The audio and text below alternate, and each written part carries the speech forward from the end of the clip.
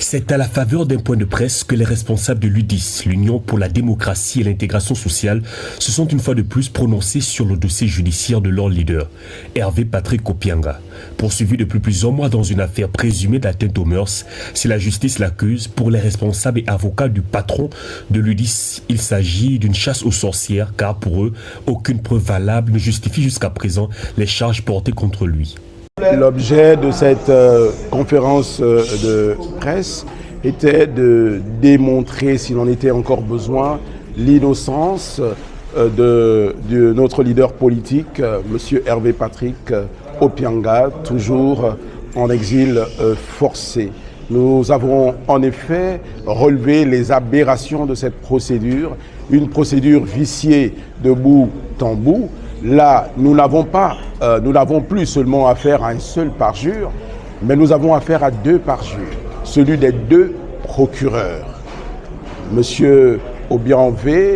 Bruno Obianvé et le parjure de M. Eddy Minant. Sans parler des contradictions multiples qui émaillent ce dossier, qui n'aurait pas dû mettre aussi longtemps.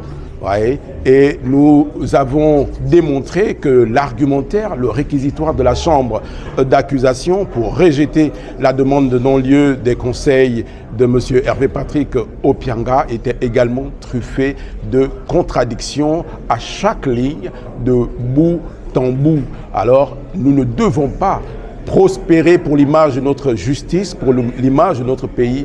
Nous ne devons plus laisser prospérer de telles aberrations qui n'honorent pas l'image de notre pays à l'orée de la Ve République. Nos regards et nos espoirs sont désormais tournés vers la Cour de cassation. Et nous savons que la Cour de cassation saura dire le droit. Nous savons que la Cour de cassation sauvera l'institution judiciaire gabonaise. En exil forcé pour préserver sa vie selon ses proches, l'ancien membre du gouvernement et acteur économique fait face à la justice gabonaise dans un dossier qui date de plusieurs années et dont la victime semble ne pas reconnaître les actes reprochés à Hervé Patrick Opianga.